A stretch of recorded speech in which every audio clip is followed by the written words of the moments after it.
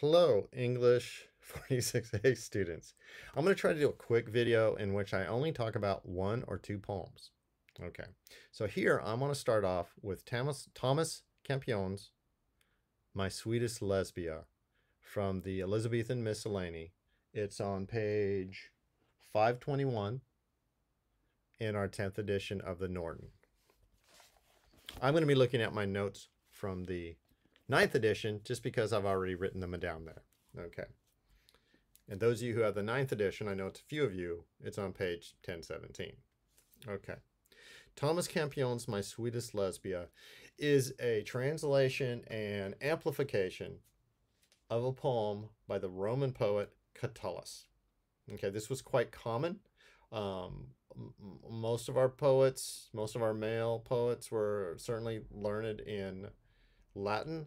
If they had any schooling at all, they also knew Greek, or at least some Greek.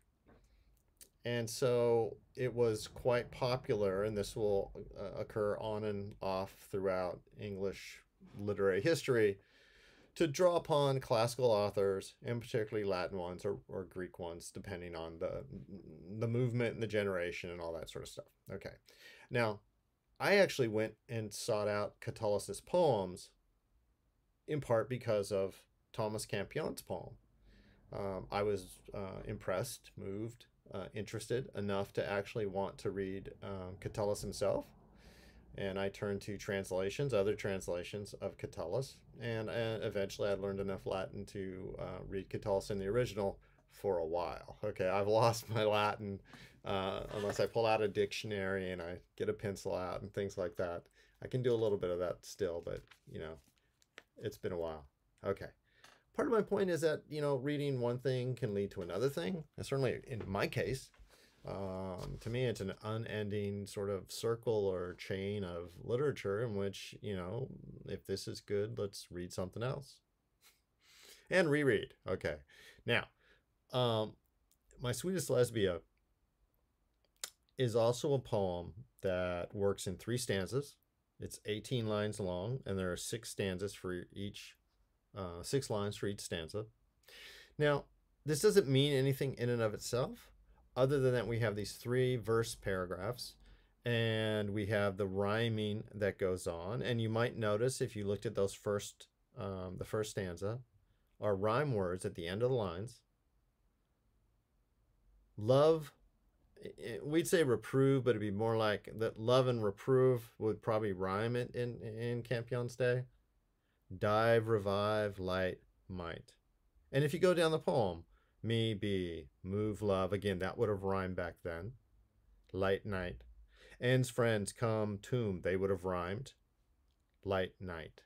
Okay, so a series of couplets in terms of the rhyming. But if I go back to that first stanza is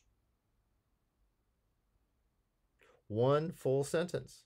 The second stanza,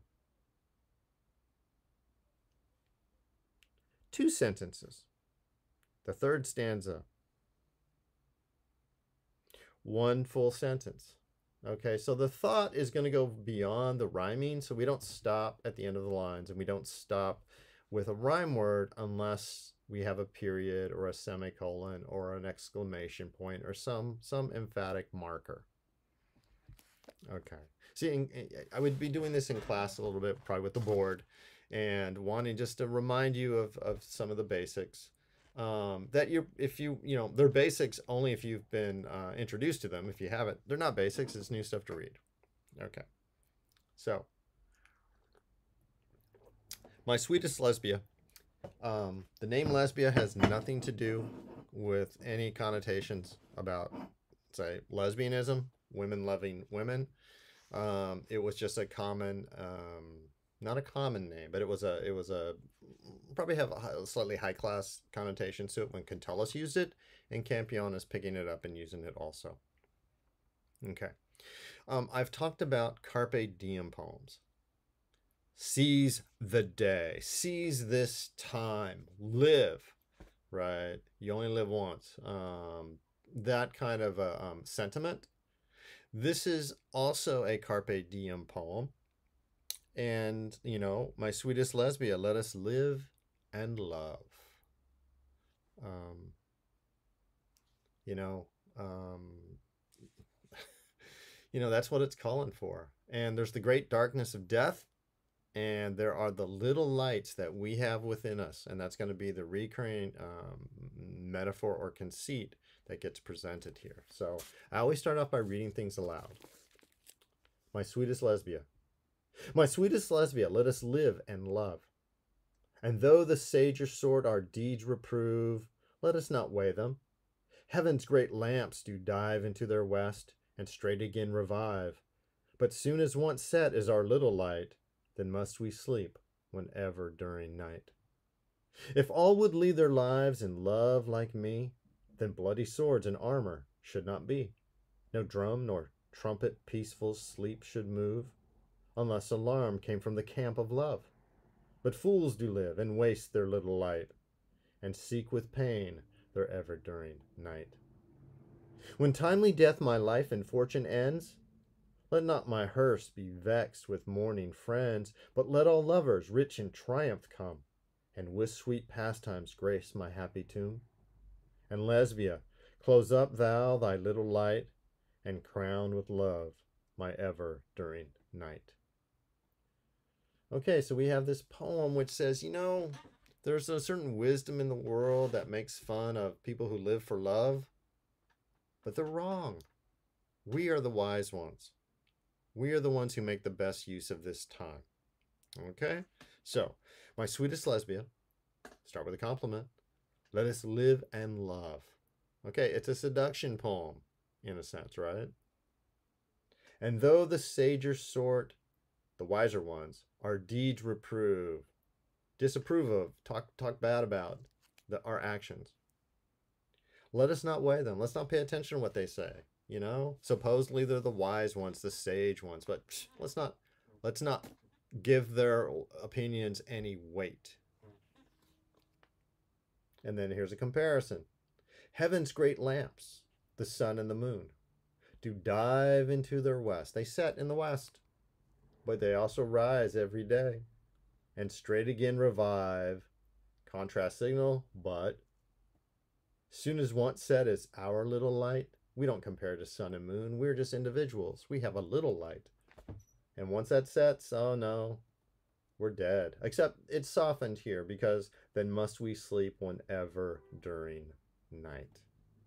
Okay, unlike Faustus, unlike Everyman, there's no emphasis on damnation, salvation, what's going to happen in the afterlife. Instead, because it's a love poem, it's not meant to be a moralistic poem about, saving our souls.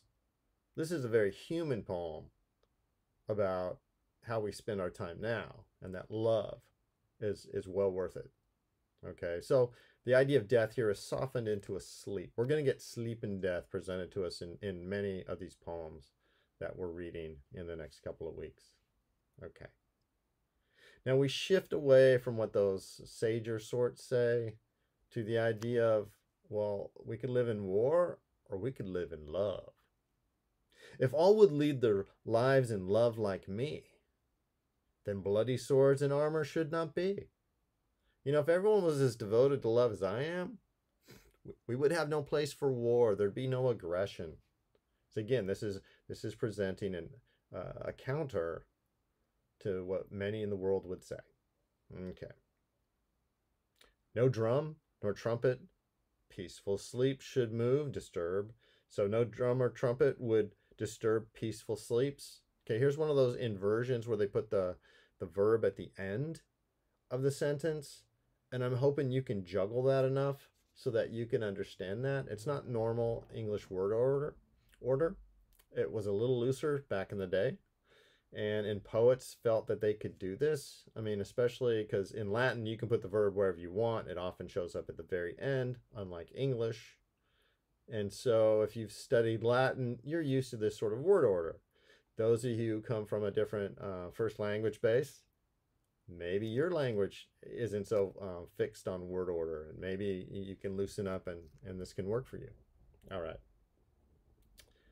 But notice it's like no drum or trumpet will disturb peaceful sleep unless that alarm comes from the war camp of love. Okay, the only thing that's going to wake you up in the middle of the night is a problem with love. Okay. But fools do live, the people who don't listen to me, but fools do live and waste their little light and seek with pain their ever-during night. Okay, they lead themselves to death, because they're fools. They don't live for love. They live for war. They live for conflict. They live for aggression. They live for possession. In line 5, it was our little light, Lesbia, you and I. Let's spend our little lights the best way possible. And here, those fools, how do they spend their little light? In war and death. Okay, but on the topic of death, Campion's speaker reflects upon it. When I die, here's what I want, okay? When timely death, not untimely, okay? When timely death, that is, when it comes at the right time, like in old age, in sleep, maybe, okay? Not an untimely death, which would be a heart attack or assassination, something like that. When timely death, my life and fortune ends. Let not my hearse be vexed with mourning friends. But let all lovers rich in triumph come, and with sweet pastimes grace my happy tomb. And Lesbia, close up thou thy little light, and crown with love my ever-during night. Okay, like have a party at my funeral, and I hope everyone who's dedicated themselves to love will come and have the best party ever. Okay, the last 2 lines, I'll admit they're a little tricky for me. And Lesbia, because we all know, come on, let us live and love. Okay, now he's reached death. Close up thou thy little light, and crown with love my ever-during night.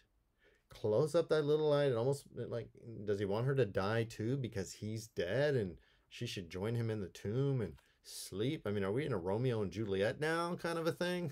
I think it's like, if our love is true, you will love no more because I'm gone. But so I'm still thinking about that. Okay. We start off with a potential seduction. And it turns actually into a sort of philosophical poem, of which he's got this whole philosophy of love. Love trumps war, or it should. And frankly, love trumps all the seriousness of life, because that's what should be celebrated when you finally reach your end and there's a funeral. So this might be what I would want to call a complex seduction poem. The speaker wants to impress Lesbia with his wit, his wisdom, and his devotion to love.